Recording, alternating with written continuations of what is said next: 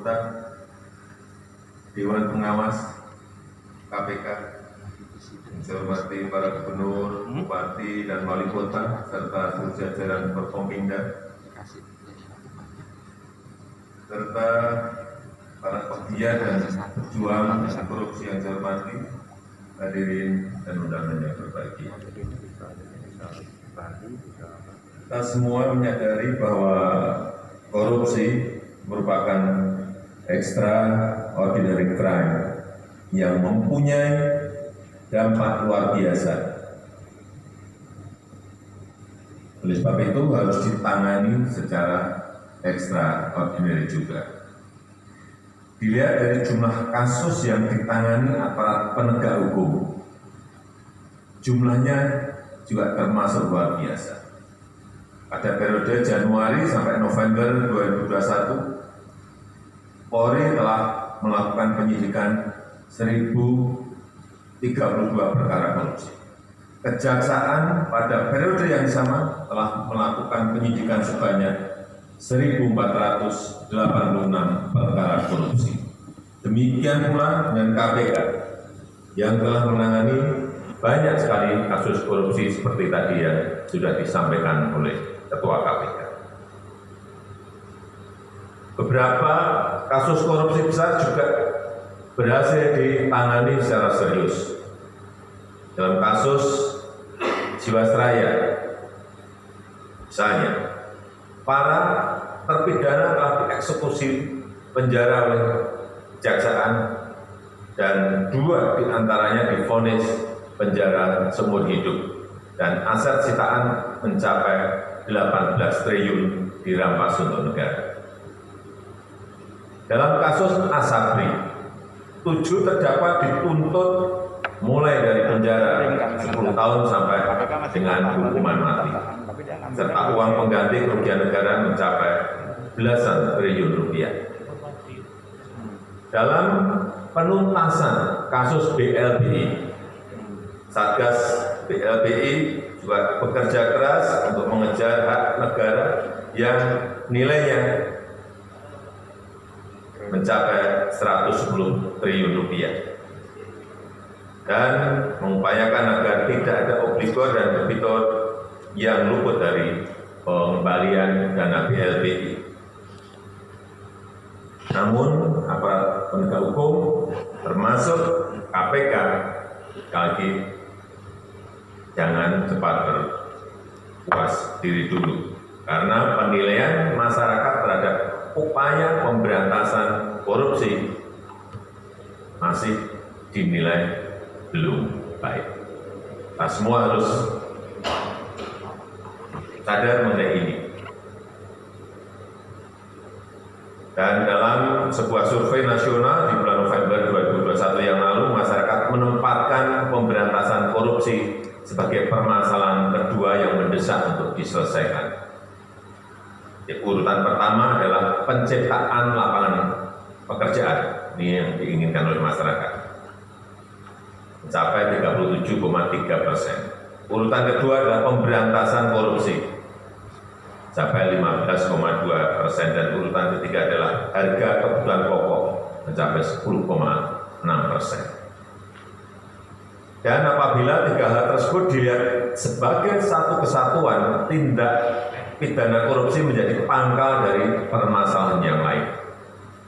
Korupsi bisa mengganggu penciptaan lapangan kerja. Korupsi juga bisa menaikkan harga kebutuhan pokok. Survei tersebut juga menunjukkan bahwa masyarakat yang menilai baik dan yang menilai buruk upaya pemberantasan korupsi saat ini dalam proporsi yang seimbang. Yang menilai sangat baik dan baik sebanyak 32,8%, yang menilai sedang 28,6%, serta yang menilai buruk dan sangat buruk sebanyak 34,3%. Kemudian,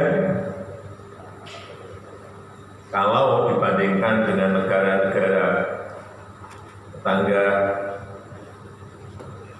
di Asia Tenggara, ranking indeks persepsi korupsi kita di tahun 2020 juga masih perlu kita perbaiki lagi. Singapura, ini ranking ketiga. Brunei Darussalam, ranking 35. Ini di Asia, bukan Asia Tenggara, di Asia. Ini dari 180 negara. Singapura selagi ranking ketiga, Brunei Darussalam ranking 35, Malaysia ranking 57, dan Indonesia masih di ranking 102. Ini yang memerlukan kerja keras kita untuk memperbaiki indeks persepsi korupsi kita bersama-sama. Tetapi ada perkembangan yang menggembirakan. Sebagaimana ini data BPS mengenai indeks perilaku anti korupsi di masyarakat yang terus naik dan membaik. Tahun 2019 berada di angka 3,7.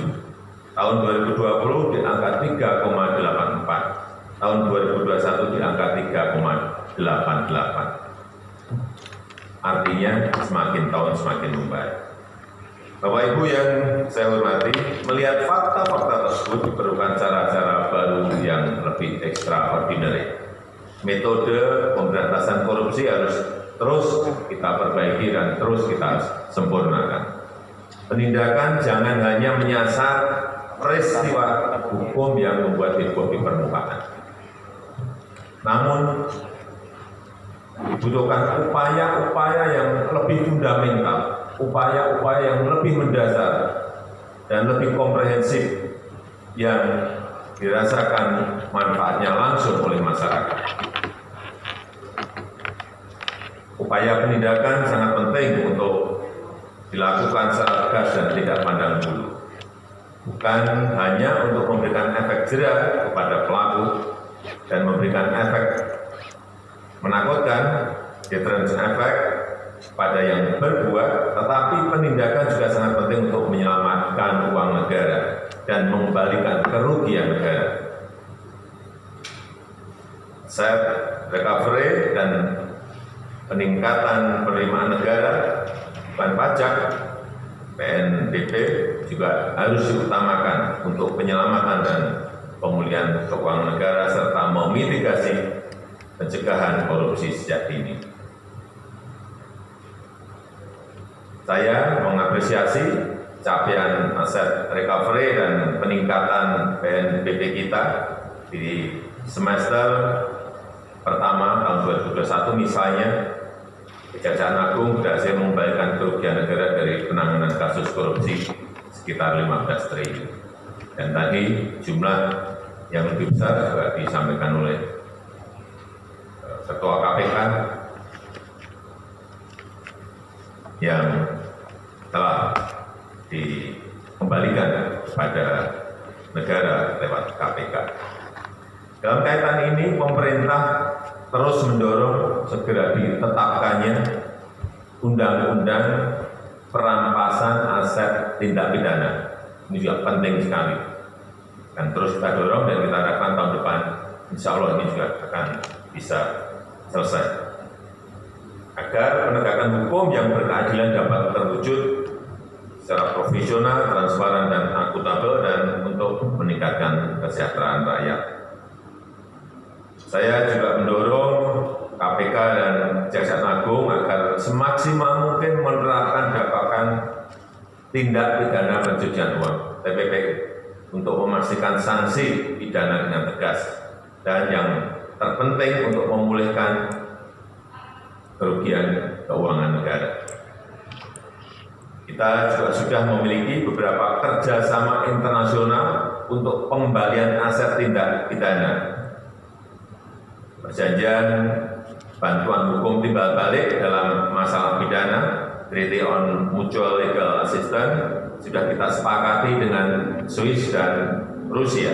Mereka siap membantu penelusuran, membantu pembekuan, membantu penyitaan, dan perampasan aset hasil tindak pidana di luar negeri. Oleh karena itu, buron-buron pelaku korupsi bisa terus dikejar baik di dalam maupun di luar negeri. Aset yang disembunyikan oleh baik para mafia, ya pelabuhan, mafia migas, mafia obat, mafia daging, mafia tanah bisa terus dikejar dan pelakunya bisa diadili. Masyarakat menunggu hasil nyata dari pemberantasan korupsi yang langsung dirasakan oleh rakyat melalui terwujudnya pelayanan publik yang lebih mudah dan terjangkau, pembukaan lapangan kerja baru yang lebih bertambah dan berlimpah, serta harga kebutuhan pokok yang lebih murah. Bapak Ibu yang saya hormati, pemberantasan korupsi tidak boleh terus-terusan identik dengan penangkapan. Pemberantasan korupsi harus mengobati akar masalah. Pencegahan merupakan langkah yang lebih fundamental. Dan kalau korupsi berhasil kita cegah, maka kepentingan rakyat terselamatkan. Hubungan masyarakat dan pemberantasan korupsi harus dimanfaatkan. Penanaman budaya anti korupsi sejak dini merupakan bagian penting dari pemberantasan korupsi. Membangun kesadaran diri adalah kunci mental anti korupsi. Penciptaan ekosistem anti korupsi yang berpengaruh besar bagi investasi dan penciptaan lapangan kerja. Investasi masih menjadi motor penggerak ekonomi kita. Target kita nanti di tahun depan, tahun 2022, mencapai 1.200 triliun. Hal ini membutuhkan perizinan yang sederhana, lebih cepat, dan bebas korupsi. Jangan sampai investor kapok karena terlalu banyak ongkos di sana-sini, terlalu banyak ketidakpastian, dan banyaknya permainan di sana-sini. Pemerintah mengajak Bapak Ibu dan saudara-saudara semuanya untuk terus membangun tata kelola yang mencegah tindak koruptif. Pelayanan harus lebih cepat dan efisien tanpa adanya ongkos-ongkos khusus.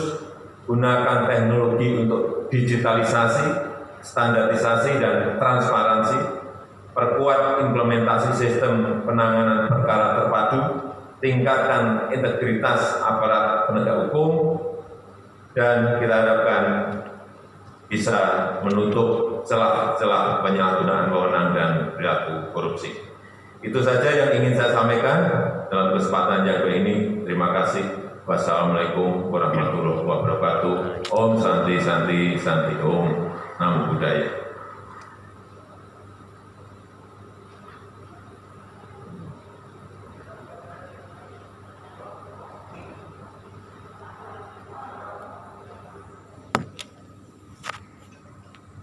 Sebagai ungkapan rasa syukur kita kepada Tuhan Yang Maha Esa, marilah kita berdoa bersama dan akan dipimpin oleh Bapak Nurul Gufron.